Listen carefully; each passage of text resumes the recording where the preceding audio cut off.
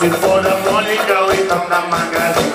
Só dorme com o Zinho e mora com o tio. Seu sonho é ser artista de teatro infantil.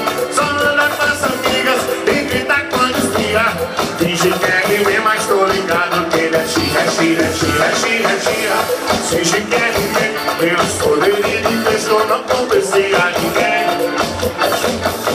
Mas finge que é rime, pelos poderes de Cristo. Falha, mas finge que é rime, pelos poderes de Cristo não convencia ninguém. Finge que é rime, pelos poderes de Cristo. Swing, mano, balança de foda.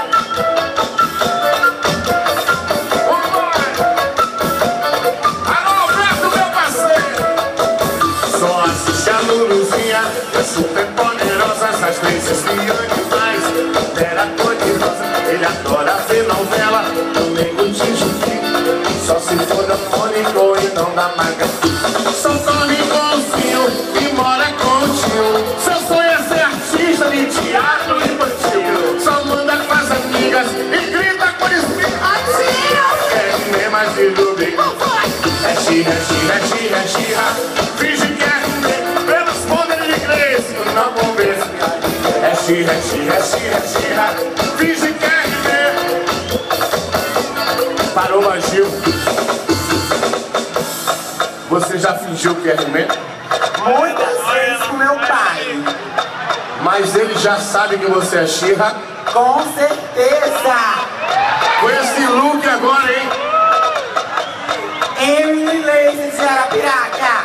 Estourada! Tem outro, né? Então, a única absoluta. Eu sou única. Você não é Stephanie, mas é absoluta. Eu sou rainha. É xirra, é xirra, é xirra, é xirra. Finge que é rime. É o combate. É o combate. É xirra, é xirra, é xirra, é xirra. Finge que é rime. Pelos. É uma minha e uma sua, tenha calma. Pera aí, maninho. Calma, calma. Tem duas. Uma é minha, outra é sua. É xirra, é xirra, é xirra, é xirra. Finge que é rime, pelo poderes de inglês que não convencia ninguém. É xirra, é xirra. Finge que é rime, pelos poderes de inglês. É xirra, é xirra, é xirra, é xirra. Finge que é rime, pelos poderes de inglês que não convencia ninguém. É xirra, é xirra. Mas finge que é rime, pelos poderes de inglês.